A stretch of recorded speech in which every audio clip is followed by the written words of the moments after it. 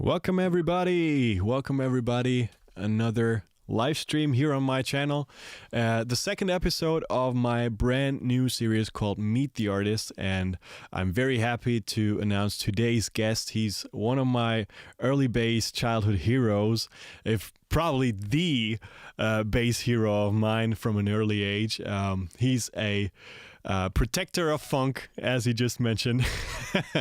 Please welcome the one, the only Magnum Coltrane Price. Hey, let me get some applause. Hey, welcome, man. It's such a pleasure to have you. Pleasure is actually all mine. I was trying to man. explain to my friend today, hey man, I met this really nice guy on Instagram. He's doing his thing. He's like, what are you doing? Yeah, I'm just gonna talk to this guy. He's great. Oh man, thank you. Thank you so much. That means a lot. As I just told you when we were like sound checking, you've been one of my main influences on the bass, to be completely honest with you. My brother just brought in some funk unit and Niels Landgren records when I was just 11 or 12 years old, and I tried to figure out your bass lines, and I didn't really know you were the singer too, so I probably would have tried to figure out the vocals too. But that came much later in my career. So But now you're Magnum. doing it. I see you're singing and playing bass at the same time now. Yeah, now I'm trying. Now I'm trying. Now that I started my solo career and writing my own songs and all that kind of stuff. So, and I always thought it was very very cool to like be a bass player that actually sung too. So I tried to figure that out and play the bass in my cover bands, and then all of a sudden I started singing too. So that came very naturally. So Yeah, to me, it wasn't that natural actually to sing and play at the same time. It was while I was practicing, practicing my stuff and my chops or whatever you want to call it. yeah. Um, I was listening a lot to Level 42. Oh, you did? Yeah, and like I just realized it the other night. I've been watching a Pink Floyd documentary, and then I was like, oh, the British, they really like their pop groups. And then, oh, what happened to Level 42? So I checked out like a 2-hour YouTube documentary on Level 42, and then I realized how much that meant to me as a musician, and like what I practiced and what I played, and I was like, I have to sing also because he Right. sings and plays Right. all this, And he and does that it was very my well. practice. That was my practice into music, really. It was just a fixation on that group. Yeah, gotcha. And he does it. He does it very well. Um, He's sick in the head. yeah, I mean, I mean, one of the songs, well, he's acting so bizarre. yeah, Oh, I always wanted to play this song. I really want to figure that out to one of my live stream concerts, and I yeah, want to do it for sure because I so fell in love with this song. And I actually recommended this one for the latest Martin Miller video we did. We did like yeah. an 80s kind of medley, and I actually wanted to do this song, but he said it's too unknown, and so, Right. Well, Level 42 are not that super known. Like, I mean, they're not the classic, super unfortunately, classic. Yeah, unfortunately, but like for me, looking back at it now, and like at the point where I am in my whatever life or career, I'm like, yeah, that period. While listening to Level 42, trying to figure out what he was playing, and then trying to sing the lines at the same time. Without that, I would have not done anything. I right? would have still been listening to Marvin Gaye and just, oh, this is great soul music. Oh, that's super. It Smooth would have been a soul different. groove. Yeah, it's great. That's great too. But yeah, you know what I mean. It's Gotcha, gotcha. Right, right on. So I was very curious. How did you get your nickname Magnum? Who got that for you, or did you come up with it by yourself, or? I know it was actually like this. Like I always basically been Magnum before. I mean, it was also my mother wanted me to be called Magnus Oh, okay, because my gotcha. mother is Swedish. Is Magnus, I think, is a sort of Swedish, Yeah, Nordic, Danish name, whatever. Uh, but then it was a bunch of Magnuses, and then it would just yeah, Magnum sounds better. Okay, And okay, then that was it. And then when I was in school in the U.S., I presented myself as my name, my entire name, and that was just it. And it was always that since then. gotcha, gotcha. So it So, wasn't really a so tell us a little bit about your story. So you said your mother's Swedish, and yeah. but you grew up in the U.S., right? Yeah. So when did you got back to Sweden then?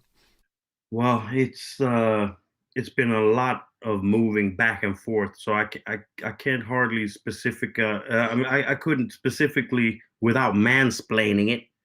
I couldn't tell you exactly. Well, 84 we went to, but no, it was a lot of back and forth, and then at some point I came back to Sweden, and it was my mother lived up in the north of Sweden, and I lived in Stockholm, and my pops lived still in Detroit, and I was all by myself, and yeah, and Gotcha. then I stopped moving around so much, Okay, basically. and But it was like I had first a period where we were living in Stockholm, and then my mom started to move around in Sweden a lot. I think she was trying to move away from herself, if that make any sense. She had some problems, whatever. okay. And then okay, let's move to grandma in America. So we moved to the States. I moved there with my dad, and then went to school there like a few years, and then I came back, and it was just a lot of back and forth, and then I got old enough to stop moving between parents, and then yeah, shit got better. Oops, my mic was muted. Uh, okay, that's great to hear. I'm happy that turned out well. Well, it So was weird at the time, but yeah, it's still yeah, I cool. understand. I understand. I understand. So when was the time you stayed in Sweden, like completely then? Well, I would say from 87, or yeah, from 87 I didn't move back uh to America to live. Okay, I went back to see people and of Christmas and course. New Year's and family reunion and everything, but I didn't move back. Like, no, then I was like, oh, okay, I'm gonna stay put in Sweden, Gotcha. Gotcha. which is a great choice. Yeah, yeah. I've never been to Sweden, unfortunately. I really want to go one time. Well, Um, now you have an excuse. I have many excuses actually because I know it from pictures that it's actually really beautiful, Yeah, and yeah. now I got a lot of friends too. So as I mentioned earlier, the neighbor of my parents is from Stockholm as Right, well, right. and so now I know you, and I definitely want to see your cool studio someday very Well, now soon. you have a place to. If you come in the summer, you got a place to stay if you come visit. Thank you so much. Likewise, likewise. Stuttgart is a beautiful city too. Not as Wow. beautiful as Stockholm, probably, but I'm it's a. more I'm more often in Germany than you are in Sweden, so watch out. I might just come knocking at your door. You're more than welcome all the time. I Really, will. I will. I will do that. definitely, definitely. It's a threat. So cool. Yeah, and I figured out like your studio spot is so cool. It's like built into nature, Yeah, like it's like literally. it's basically It's a it's like treehouse, right? yeah, More or it's a less. tree house basically. It's like your dream of a tree house when you were a kid, but then you're growing up and you don't want to climb too much. So but it's still a house in the trees, and That's it's in so cool. nature, and it's yeah, it's the only thing I own that I never want to lose, basically. It's so cool. Like when you posted those pictures with your or those videos with your drone when you were flying Right, around, right, right. that was so cool. That was like in the Oh, middle you of saw that nowhere. little drone Yeah, thing. Yeah. man, I'm stalking you for forever. Oh, great, great. No, that was really cool. And I always wondered like how is the Wi-Fi internet connection over there? Probably you have none, right? Well, no, there I have in the forest, believe it or not, I have Wow. Wi-Fi and everything else, but here in town, not so much. Okay, that's crazy. Yeah, I would have but no, expected like out there everything is hooked up. Studio's hooked up. That's my best place to sit and mix records as well, and internet. And if I want to send files, between studios, right, the right, right. best is if I'm actually in the forest. It's then it works. amazing, really. Like it seems to be so inspiring and so calming and so like having such a great creative spirit to it. I I really have love to that. say it's a magical place, and I bring people there for songwriting sessions, and uh, Gotcha. I had uh, I had actually some songwriters from Germany come there, and they stay in my place, and we write some songs for Warner or for somebody, Right. Uh, but that place is really nice, and you can like have doors open on both sides, and if it's summertime and the breeze just going through your studio, because having a studio, you're basically in a basement most of the time, and you gotta Right. keep it locked up for the noise. Right. But here it's just the other way around. It's just in the forest, and you can open every window and still just play away, man. It's great. That's beautiful. Like the squirrels Yeah, groove along and yeah. And I did this album that is not out yet. I could have released it actually last year already, but it's going to come out 2021. But I have to go up to Norrland, up north in Mhm. Sweden, and film little bits and pieces for the company to want to release it the right way. And after that, I'm releasing that. But on that record, I just put a mic outside of the studio and let the birds play. That's exactly what I did on my first record. Wait, I'll show you.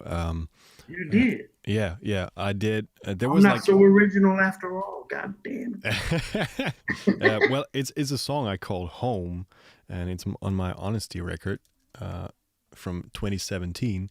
So maybe I can feed the stream with that just a sec. So probably you're gonna hear yourself double if you talk now, but just for the sake of it. it. Let me shut up. You always dream the biggest dreams. You'll always set the highest goals, but you'll always find yourself a way back home. There's the rain and all that. Now you're gonna hear some children play because they were walking past the balcony.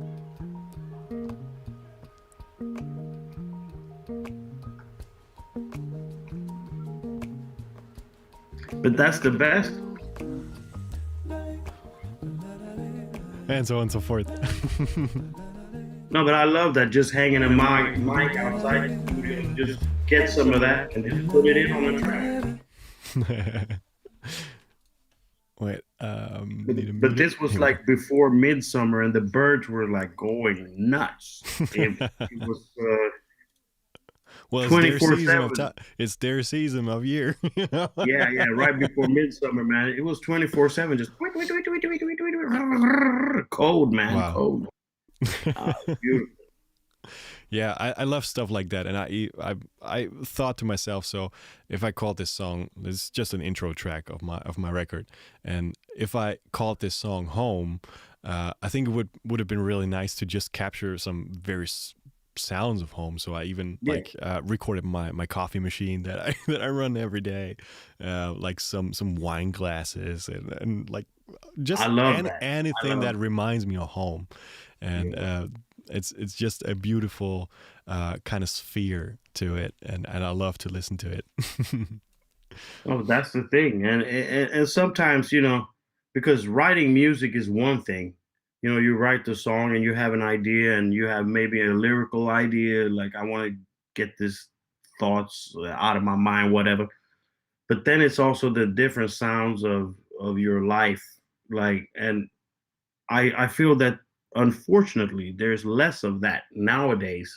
People don't experiment so much with the soundscape of music. It's more the Right. make the hit song or that hit groove, and or put the great rapper on there, or whatever. And then Yeah, I it's got you. nothing more happening. Like, Well, but I kind of feel like there's a parallel kind of wave going on in the opposite direction, actually. yes, Um, yes, so people are making more and more albums again. So, and I was talking to Nico about that too on Tuesday, because we're both in love with like the magic an album or like a gathering of songs that actually tell a whole story have. So That's the main reason why why I'm planning to release an EP at least. So Right. just to have like a gathering of like 5, 6, I 7 think I songs. commented on that, man. It's not an EP, man. You're making a whole album. Yeah, it's gonna be an album. So here's my plan. Here's my plan. So all the EPs are gonna be like appetizers, basically. So Right. I do 4 EPs. That's what my plan so far, and all of them are gonna be combined to one full length album. So the first one is called Hope. The second one is called Fear. Third one is called Grace. Fourth one is called Pain. And all of them will be combined to one full length album called Joy. So, and because these are Oh, like that's the good. four anchor points of joy Right. to That's me. a that's a that's a great concept just for your own mind, if for nothing else. Right, right. I Uh, just do this for myself. yes. Yeah, me too. That's why I'm saying that. Because that's even what I. even if nobody gives a shit, I will enjoy it. No, that's me too. I make music even if nobody's gonna hear it. I still have to make it so I can hear it. I just Right, want to hear it. right. And so yeah, hope is gonna be like um, the first thing that I put out in this like kind of sphere, because I want to tell a whole story about joy, because I think this is really what I reflected on the most during this pandemic time. What joy really means to me personally, and so I came up with all these parts of joy that I wanted to create in a musical way. And obviously it's hope, it's fear, it's pain, it's joy, it's grace, and all that combined is joy to me. um Right. so yeah, that somehow made sense in my mind. Yeah, I think this pandemic thing actually made people, have they had to people got to think in different directions and do things differently, and even for us, of course. But I think it might have something to a positive input for the arts as well. Actually, even though Absolutely. we're going through a hard time and it's really hard, like how are we gonna live? Like me, I was living from gig to gig, really, like just doing the shows, and that's the money I get. And now it's Right. like, okay, 1 year no work, yeah, try that out. How's that gonna work? Yeah, yeah. And if you were like me, you didn't really save up too much either. No, buying gear for the studio, basically. That's it. Exactly. Now selling gear from the studio. Now sell the gear. Yeah. Buy gear, sell gear. That's it. Well, it comes and goes. Yeah. It's actually funny because um, I'm finding myself right now. I had so many like outboard equipment, so many outboard units, and I sold almost all of them. Like only like the boutique kind of cool Yeah. stuff I keep, because I really use it on a regular basis, and all other things are like gone, and I'm just putting it on eBay. And I found so much beauty in downsizing, because it like all of a sudden this like very large desk that I'm sitting at Yeah. is like full of gaps, and there's some more room again, so I can fill it up with a lot more beautiful things whenever the time comes, and that's totally fine for me. And Yeah, whenever the time comes. But that's the thing. I see it a lot of people, they're like losing their studios and everything, right, and they're selling off equipment. And right, then what's gonna happen? right, Like, are they gonna get back into business or what? Like, I don't see it. right. No, I mean, who knows? my thought about that is I want to sell that, and I want to save up the money so I can reinvest it in stuff that gets me back money, even times during times like this. So Right. I want to take this money, invest it completely into I tell you my what, man, career. I've been an idiot. I had no safety, no nothing, didn't save, didn't think, Yeah, me neither. Me and neither. it sure gave me a perspective this time, man. Like 1 year with no job, Yeah, maybe 2 years. What's yeah, gonna happen? yeah. That's the thing. But I guess you're like also earning a bit from like royalties that songs you've written. Yeah, yeah. I That was mean, like that's my that's anchor point during the that's the pandemic. only. I'll tell you what. That's the only thing that's been going on right now. it has been those old like old rights and stuff, but still that's not, you know how it is. We get used to having those royalties, and then what we live off of is all the shows and all the gigs and all that. Exactly. And then you take away all the shows, well, then what are you gonna do? That's half of your paycheck at least. Right. It's more than half of mine anyway. Yeah, same here. So as I said, I was touring like basically half the year at least, and so the other half was like living from that or spending it on some more equipment. So that's how we Yeah. roll, right? We just want to create I mean, better music after all. yeah, yeah, and I also got some more electronic like software gear. And normally I'm like the hardware guy, like old school, you Gotcha. know. But this time I was like, no, man, I got to get these mastering tools and all this stuff, and oh, it's gonna be software. I mean, that's just it. Well, if you watch like top mixing guys switching completely into the box, like Yeah, Andrew Sheps, and being able to mix from everywhere in the world, yeah, basically having a mobile setup, there's beauty in that too. yeah, for sure. And I just been such a like analog nerd, and now I'm like I'm switching up. I Yeah, mean, I was also one of the first people in Sweden to use a Macintosh computer to make music. This really. is also a fact. It doesn't mean that I'm like anti-technology, but I also always saw like, well, this type of hardware, I really want it to be a standalone unit, something that's just run on electricity, no digital for this. Right. But I'm also, you know, I'm also switching up. Yeah, I mean, uh, if you regard like the recordability or um, like just being able to take this to wherever Yeah. is just a great opportunity to me. Yeah, and I'm Instead thinking of like also, bouncing all these stems out, right, take those no, no, no. anywhere forever. I mean, I remembered when I started out, I was like, wow, what if you at one point in in history you have a laptop and basically you can record however many channels you want in there, like 24 plus. Right. I was like, wow, when that happens, and it didn't take more than 10 years from me having that thought until that was a reality. Right. And now everything I do is with my MacBook Pro. Right. Wow. It's just, well, I go to other studios, of course, but yeah. Sure. Sure. Yeah. As I said, I'm using an iMac Pro right now, that I bought like 2 years ago, and Yeah. I'm still super happy with it. So that's basically like the same technology that is in the modern MacBook Pros. Yeah, yeah, yeah. It's all the same. And I noticed like from when I started when it was the Mac 2 Plus, I mean the like really old machines, and we just had it to run the sequencer, and then we had separate external samplers and we had, but still that worked as well. And Right. it doesn't matter the gear anyway. It's all what's inside of you. What do you want to Absolutely. do? What's your imagination and your fantasy? So Absolutely. Absolutely.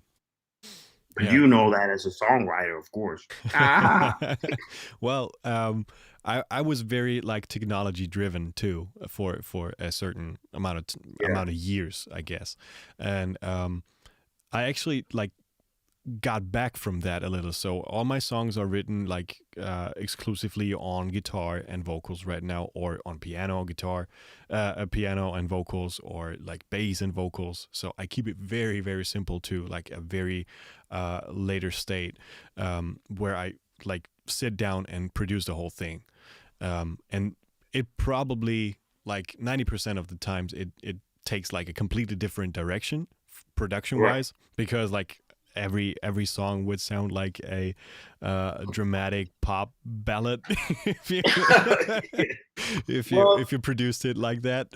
I But had for a while, I was doing everything with the sequencer just because that was the latest thing that existed. Like I was like, oh man, this, and I did sequencer bass, and it was totally unplayable as a, as an instrument part. gotcha. But yeah, that's what we did because that sounds hip, you know. I was never Exactly. about the instrument so much. To me, it was more like I'm going to write a song or make a whole thing, I think, not just I'm a bass guy, you know. Like, yeah, I really think, and coming back like to you being one of my earliest inspirations on the instrument, like literally you, I could sense that you're not playing like a like typical bass player, um, in like the sense of a like a bass player that really enjoys bass playing. you know. You do enjoy bass playing. I can hear that because there's so many detail love in there, and I could sense that, and I think that is why I rather heard like you playing with Niels, or with you played with Wolfgang Hafner as well. Yes, Uh, yes, yes. yeah, and like on the live records, I remember like transcribing that in my Yeah. basement back at my parents' place, and so I'd rather listen to that than like the Marcus Miller solo records, and I wasn't really obsessed with the instrument itself. I was just obsessed with No, music.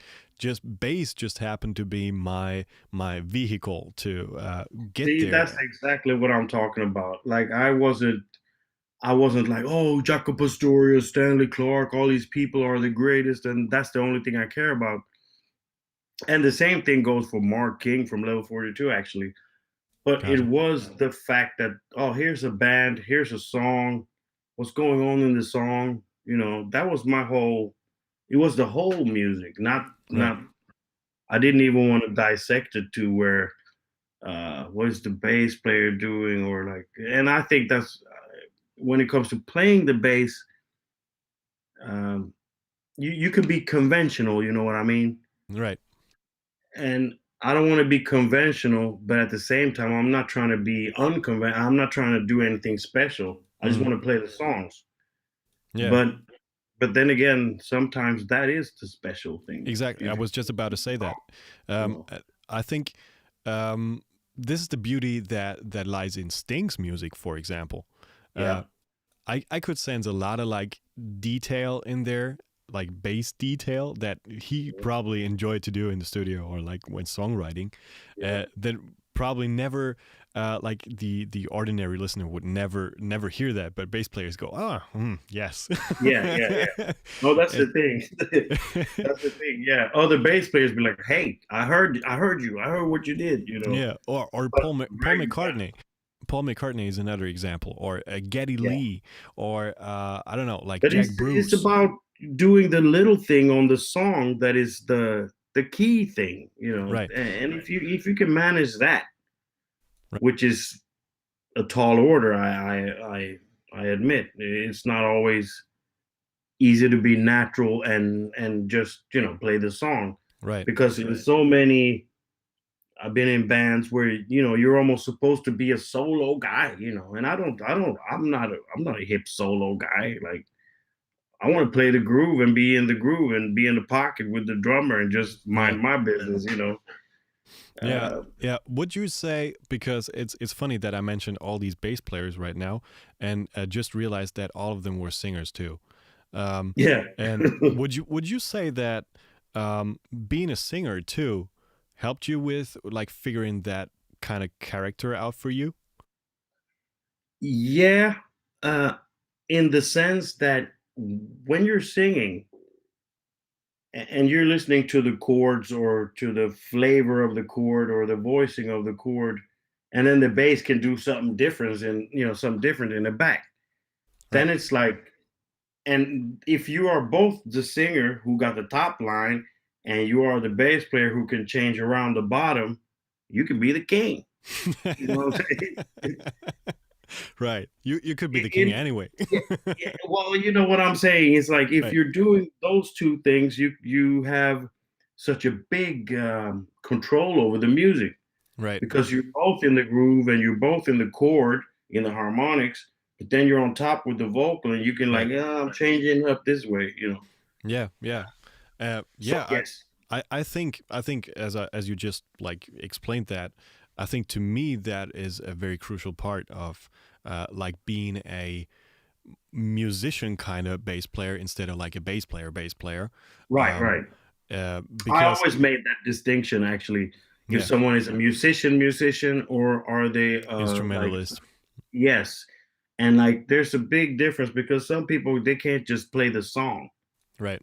And if you can't play the song, you're never in my band. I mean, you have to be able to just, hey, what's the song? Oh, is it a sad song? Maybe I shouldn't be smiling all day then. It's a Right, sad song. You try to get the right gotcha. vibe. Right, right.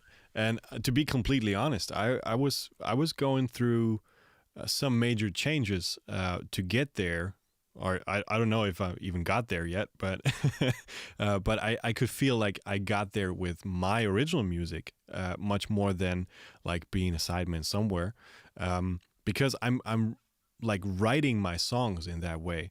I usually, and I did that in a couple live streams now. So whenever I create a bass line, so I usually just leave the space for the vocals because I know where I where I'm gonna have a hard time to play bass and sing at the same Right. time, and when not.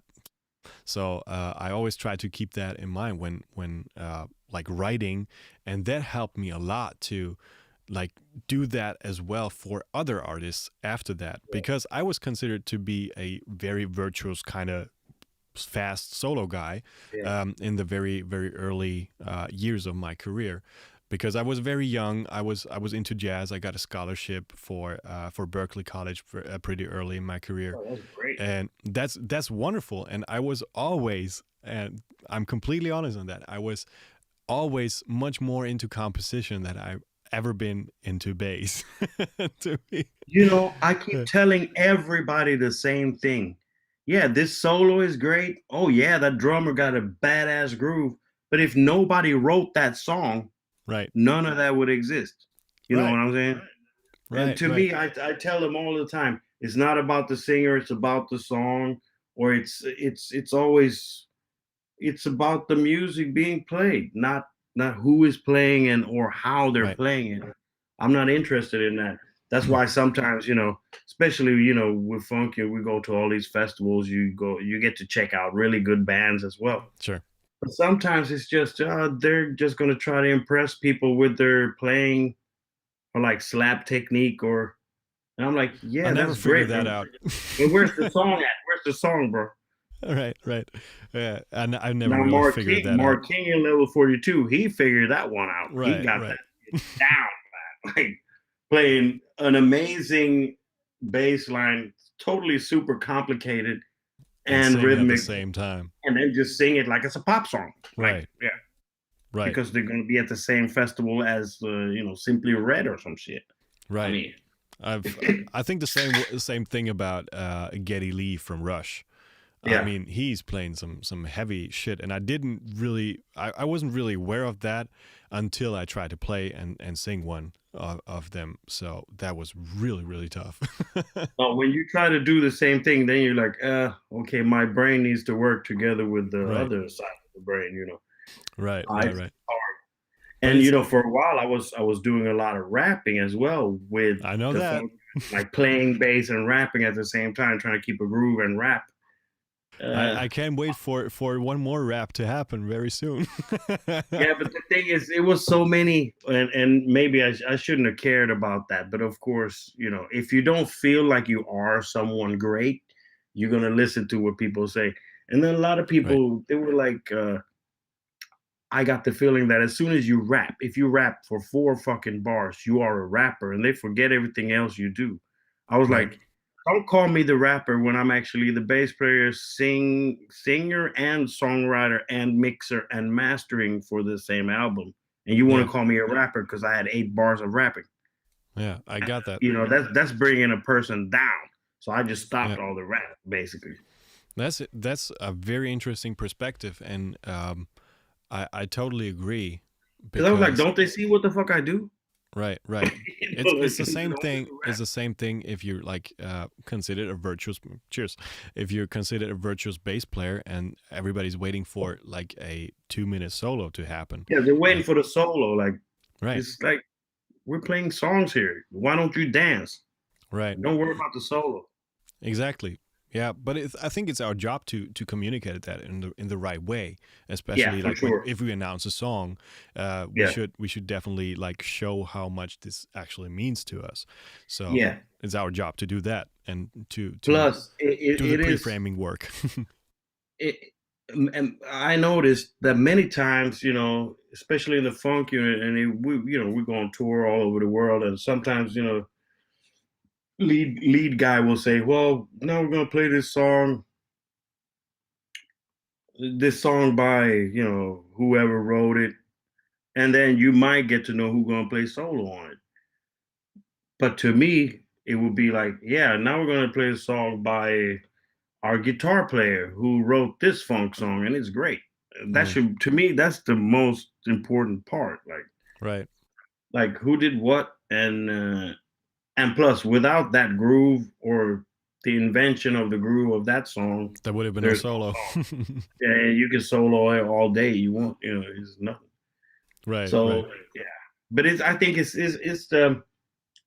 it's also a different school that we have left from. I mean, we still have it from jazz and from other expressive music styles that has more improvisation, Right.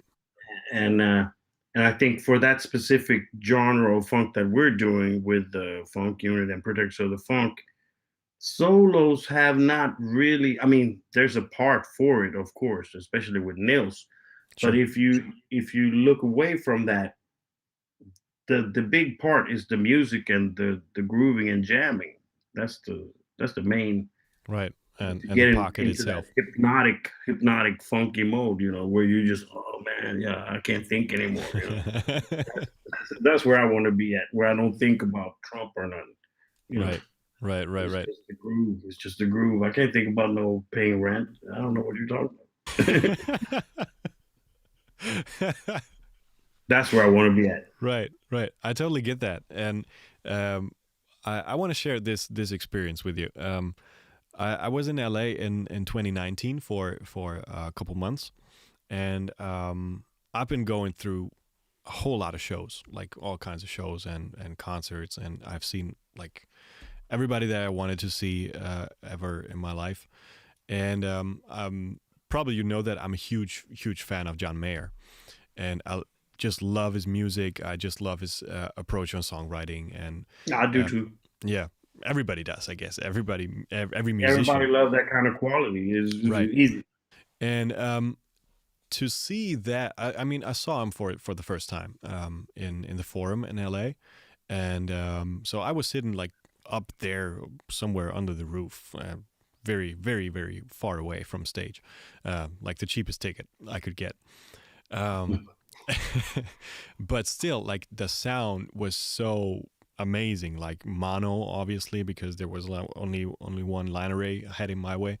Um, but what I want to say is there were three guitar players on stage, percussion, drums, two background vocals, keys. I think that's it, and drums, obviously. Um, drums, bass.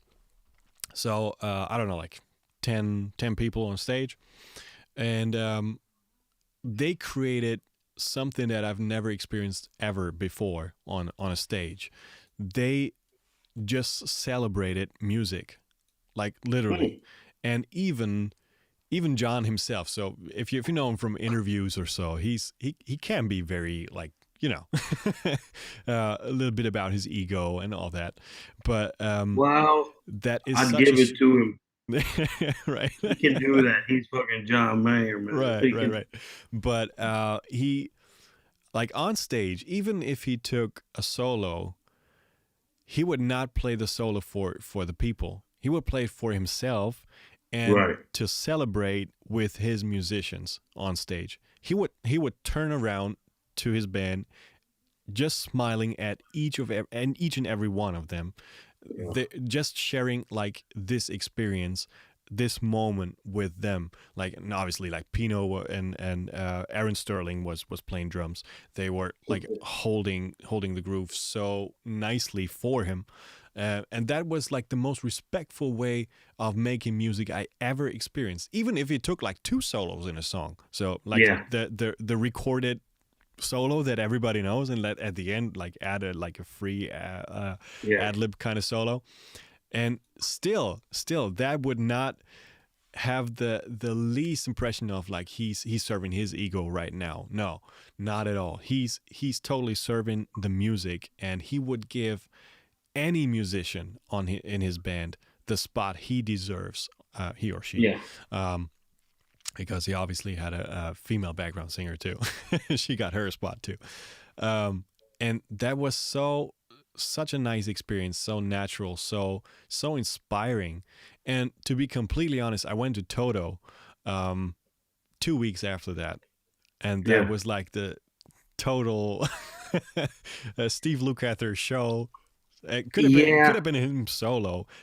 And I don't want to talk this down because No. they No, don't of need course to not. they don't need to prove anything to anyone in the No. world. Never ever. And somebody But like that's Steve also Lukather. the thing. Since they don't need to prove anything, they could be doing other things, Right. Right. actually. And because actually I saw a post on the internet the other day, and it was like, we did the forbidden thing. We recorded a Toto song.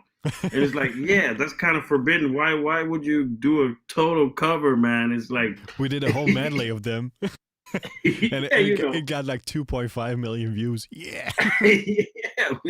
And but it's so funny. But I guess everything has its best before date as well. And I think that for certain guys, if they've been around for a super long time and they got this super name like Toto, and everybody knows Right. them and they're super musicians and whatnot, uh, all of a sudden there is still something to prove that you're still around, you're still doing Right. it, you're still doing the same fat shit. Right. And sometimes I think about that with funky, and I'm like, we don't have to be that energetic at all times. Maybe we could, you start to think about, maybe we could do it a different way, or. Right. Right. But I understand the other people, the other side of it. No, man, we got this show. This is the one show in Berlin. We gotta rock it, man. And yeah, Sure. And there's beauty in that too. I mean, yes, there is. uh, But that is when you have to watch out so you don't get too old. That's when you gotta watch it, man. right. Right. Yeah. I mean, as you said, they could have done it so differently, and they actually did it in like they did a short acoustic set in the middle of the like whole band set. Yeah, this I Uh, heard about. yeah, and they played like only excerpts of songs they've written for other artists, like Human Nature and Okay, yeah, yeah, yeah. I don't know, like a bunch of songs, and that to me was the most musical part of Right, because this you concert. don't want to hear them doing a cover of themselves. You want Right. to hear them playing again. Right, and it was so nice to actually hear like Human Nature sung by Steve Lukather, because Right. he wrote that. He wrote like this top line. I don't know if he like wrote it alone, probably with the Pocaros, but um, that was so interesting. Like hear the song how it was intended to sound like Right. for the first time, but unfortunately he only did like one verse and one chorus, and that's it. Yeah. So yeah. Well, it's also the politics of the big shows, Of course, of and, course. and if you're a huge big band like that, who got the Yeah. fame, and yeah, there's pressure. You I have to just do I this. just thought it was so interesting, like with that John Mayer concert, to see that kind of respect in this kind of level at Yeah. this kind of level. It's so inspiring to me, and so I fell in love with the music even more after that, and I didn't like really think of anything other than the music while I was standing in this crowd. Right. And that's a feeling that I really missed for a long time, Hey, going to man, did concerts. you catch? Did you catch artist Anomaly? Oh yeah, sure. That shit fucks with my mind, man. It's the most fantastic thing I've ever heard. Yeah, man. It's like, what the fuck, man? Oh, I he's love it he's so much. incredible. He's I incredible. love it so much. I saw the guy here in Stockholm at Fashion, man. I went down there, man. I was like, I'm Uh, gonna go down there for once and check out a band. I'm gonna check out this guy, man. he's out of this world, really. That's ridiculous. He's the same thing like Jacob Collier, Yeah, or yeah. even Charlie Puth, if you haven't checked him out, Yeah, no, he's but doing amazing stuff, really. yeah, Like no, very but this talented, very this dude, gifted. I'm like, I'm totally stuck on it now. Well, I've been stuck on it since I found it. Yeah, yeah. Now, a keyboard friend of mine, he talked about Anomaly before, and I didn't know him at all, but yeah, off the chain. And he always like have it angled down Yeah, it's for some angled reason the wrong way. I'm like, how does it do that shit? without breaking his wrist. Yeah, And he's grooving so hard, like, and still hitting yeah. No, every note. I totally love it. And I was also like, that this has happened a few times during my career or whatever. Um, it's like, are you allowed to do that? Can you play like that and still be released? Like when I heard the second D'Angelo album, like when Voodoo came out, I got a guy from the record company came to my house with a double vinyl and a silk poster and some special shit that they got from the company. They gave me this stuff, and I was like, oh man! I turned the record on. I was like, what? I was listening to it, and I was like, are you allowed to? Can you actually claim it's soul music and you can be this loose Yeah. and whatever? And and then the last time it happened, it was Anomaly. I was like, are you allowed to just do like that? Can you Out of this world, and be really. released Right, right. without someone saying it's wrong? You know? But I think he started his journey on the internet as well, right? So I he think just so. posted some videos and Yeah. got I discovered. actually don't know that much about the guy. I just as soon as I found it, I was like, okay, search, search, search. I was searching, found the one song that it was then. Right. And then not too long after that, it was a few more songs, and then I got to see him here in Stockholm, and then I bought his vinyl record off of him because I was like, I gotta get the vinyl, man. Incredible, Yeah, incredible, really. So, what are your like close future plans? I know you're mixing the next upcoming Funk Unit record. So, yeah, but I'm doing that right now, just sitting and mixing Funk Unit, which is a job in itself. Uh, then I do other like electronic projects for my own self, just for my own ego. What the should fuck? record that. That's a dog. Wow.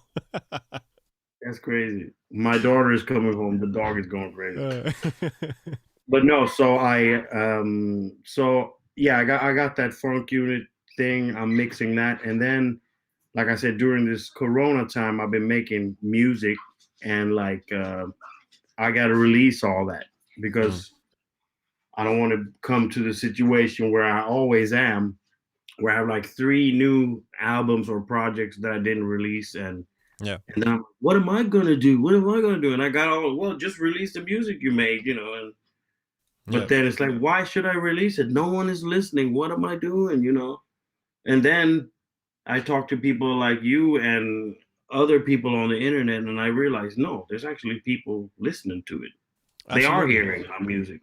I just didn't know because this whole internet, like before, you would have a record meeting at the record company on Monday, and they'll tell you, yeah, well, we did so and so, but Yeah. that time is over, and I don't check Spotify's statistics to see if anyone's listening to me. Yeah. Yeah. Yeah. Yeah.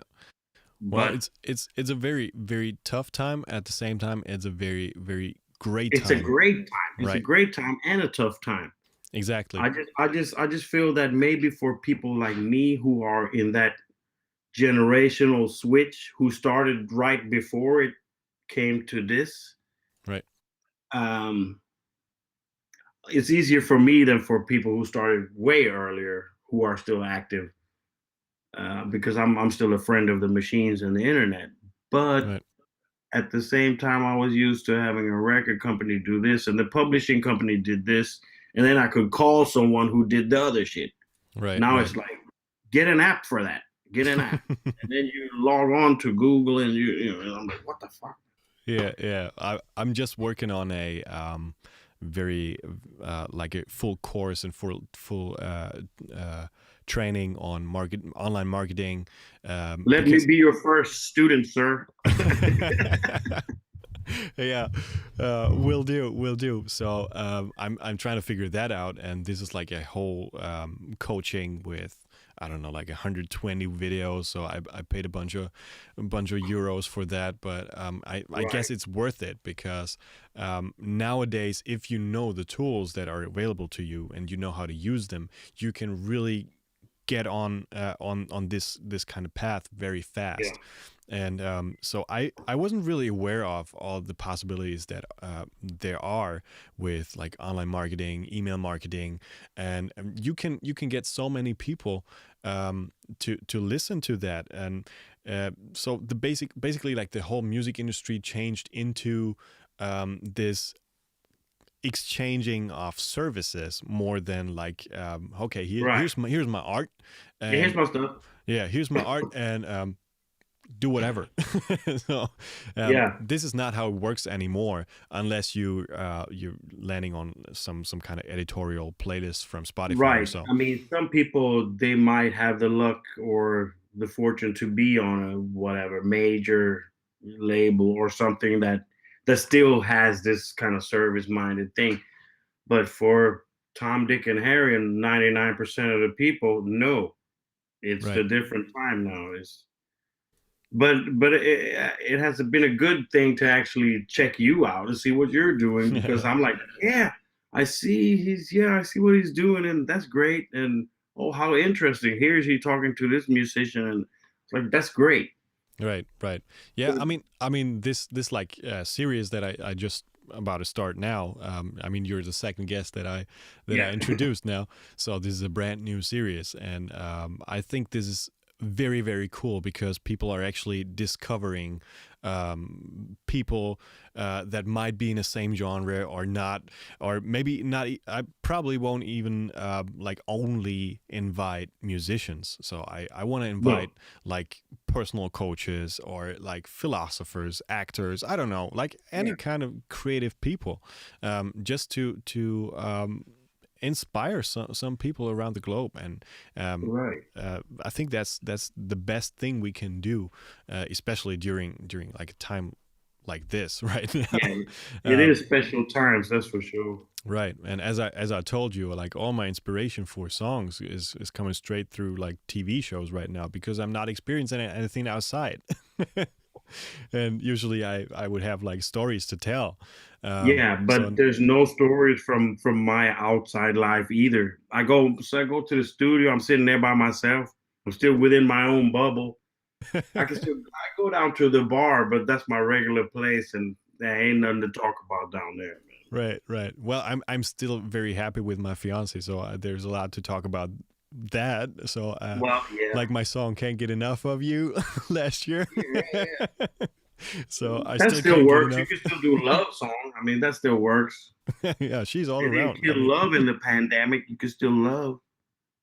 it's all about love. Yes, man. Oh man. Yeah, so yeah, I'm really looking forward to hearing this Funk Unit album. Yes, is that coming? And then there's this a super funky album coming called I don't know the title, but it's the band is Protectors of the Funk. Right.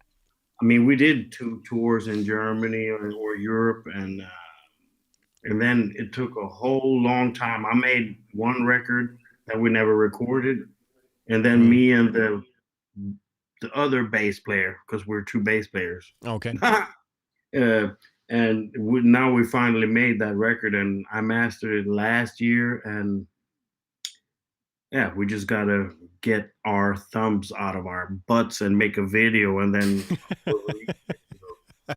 But now we're doing everything ourselves, so it's kind of that situation. It's like, and then you just have to do things to make money, like, Right. and then I got work with the funk unit, of course. Right. Plus, I got three other albums that I want to release, just like I did the Poengen album and those Mm. two Swedish records. That I just want to get them off my chest. Sure. So it's two more instrumental albums. And yeah, Cool. Keep it Pretty coming. soon, pretty soon.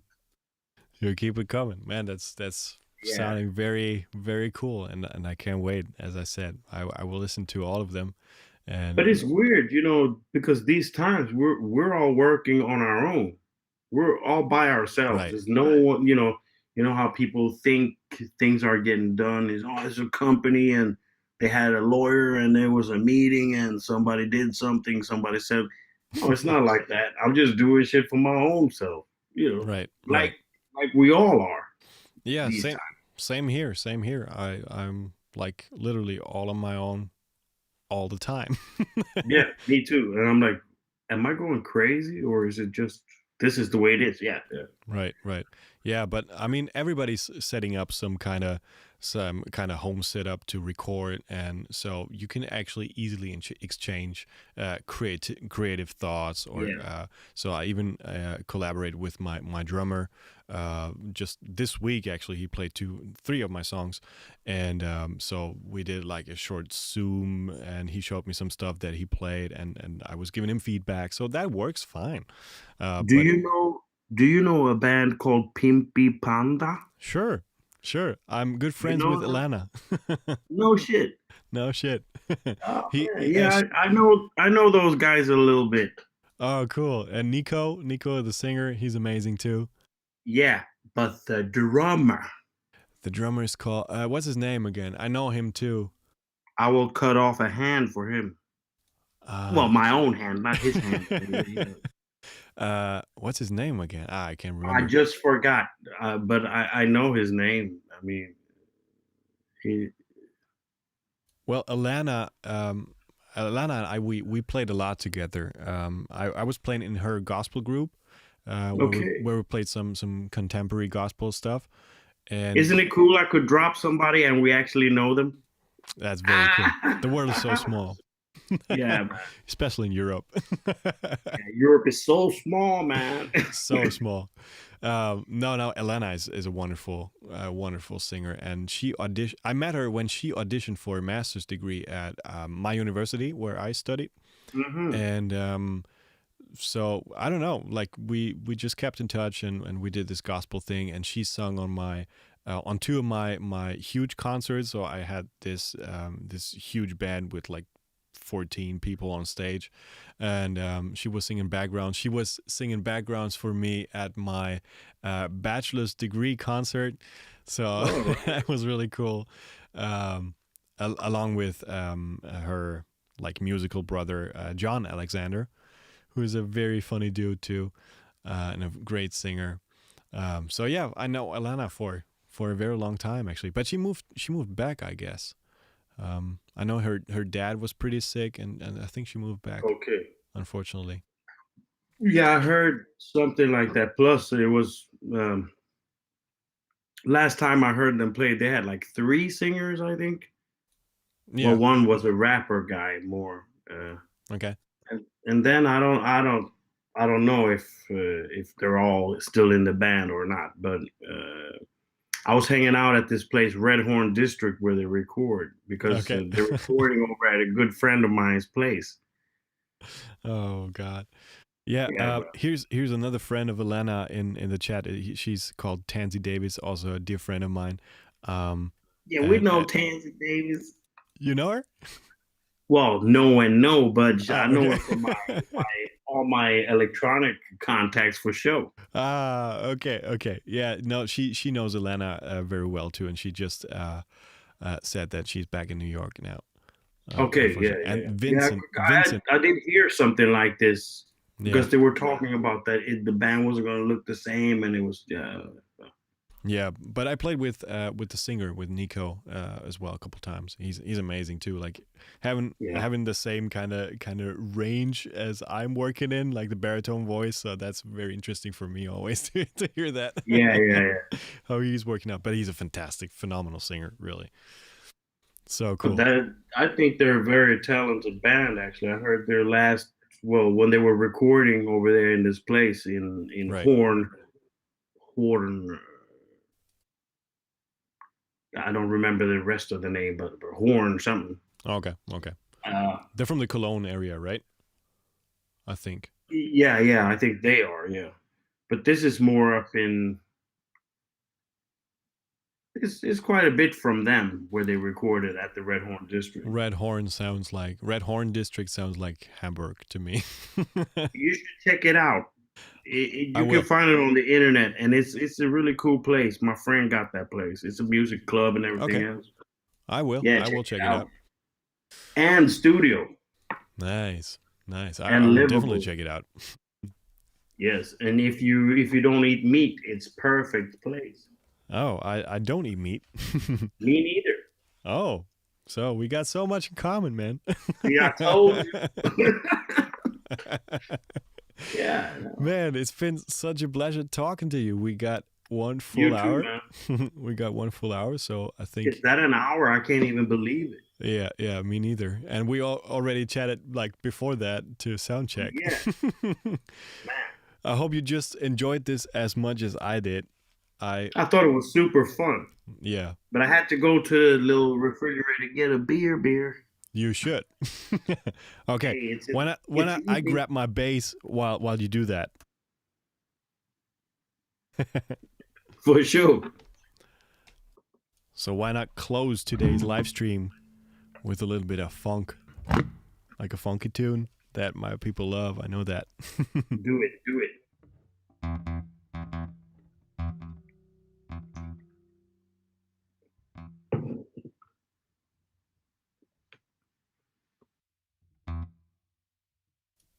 Here we go. All the technical stuff. If you don't have any support, any front of house guy doing all that.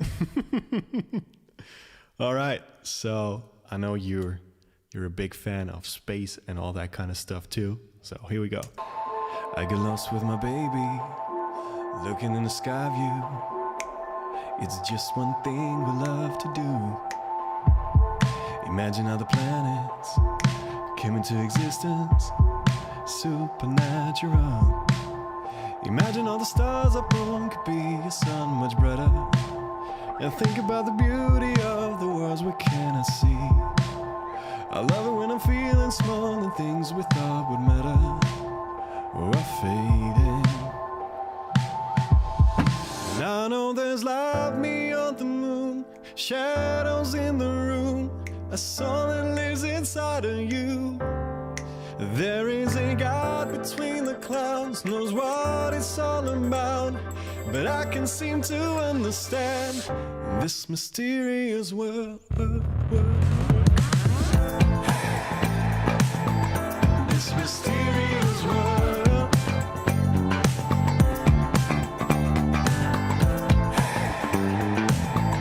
This mysterious world.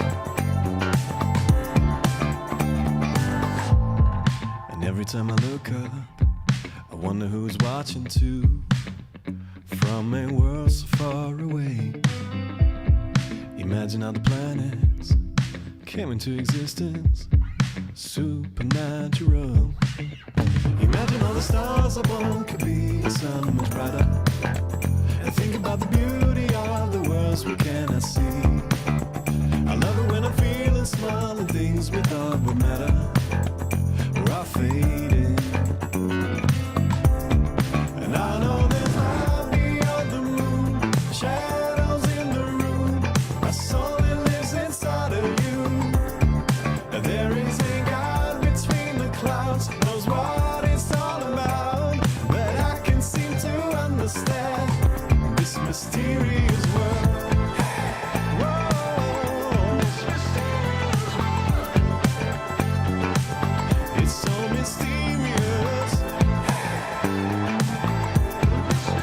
It's so mysterious. This mysterious world.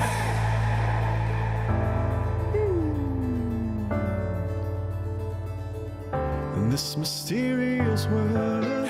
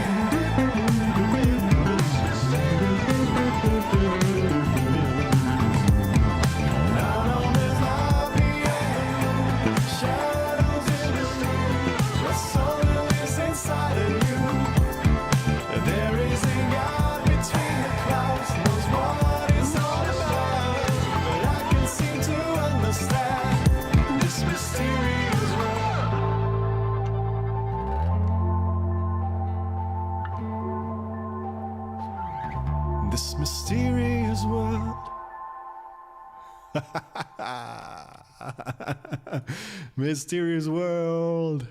I know people love that here in my stream. Here we go. Now you're unmuted. Oh, super awesome, man. That's super nice, man. Thank you so much. Thank you so much. I thought I'd bring in a little funk here in this live stream at the very end. No, that's super nice. Super nice, man. All right, man. So I think I'm going to wrap up the video for tonight. I hope you enjoyed this episode of Meet the Artist with the wonderful, amazing MAGNUM Coltrane Price. Let's hear some virtual applause on this one. Here we go. No, I enjoyed it too. I haven't done much of this. Well, some streaming gigs and some stuff, but not too much. So it was super nice. It's been such a pleasure to have you. Really, we're gonna do this another time, somewhere in the future. It's gonna be a lot of music coming out pretty soon, and we should do a little thing. We could talk about it then. Could be cool. Absolutely. I would love to Plus, I might come crash your house in Germany with a GoPro camera. Anytime. Flying with my drone. Anytime. We got a nice little forest here, so that will make a nice view, and maybe you can build like one of these treehouse studios for me here. That would be really nice. Yeah, it was so easy, man. All right, man. Thank you so much for being my guest for tonight. Thanks for having me. I'm super honored. I'm really happy. Likewise. Thank you, likewise. All right. Take care. Take care, everybody out there. Take care, MAGNUM. Thank you so much once again. Thank you for tuning in today's live stream. Everybody that was watching it here on Instagram or YouTube, that has been so much fun to me, and I'm going to rewatch that whole thing, having dinner in the kitchen in just 10 minutes. And if you want to do the same, you can check out the link in my bio here on Instagram, and the video is going to be up here on YouTube for you to rewatch at any time you want. You can pause the video and you can continue later. You can do some whatever in between, or you can just skip to the end if you want. If you want. All right, everybody. Take care. Thank you so much once again, MAGNUM, and I hope I'm going to see you very soon in person. That would be real nice. Yes, man. Take care. Ciao, ciao. Ciao, ciao.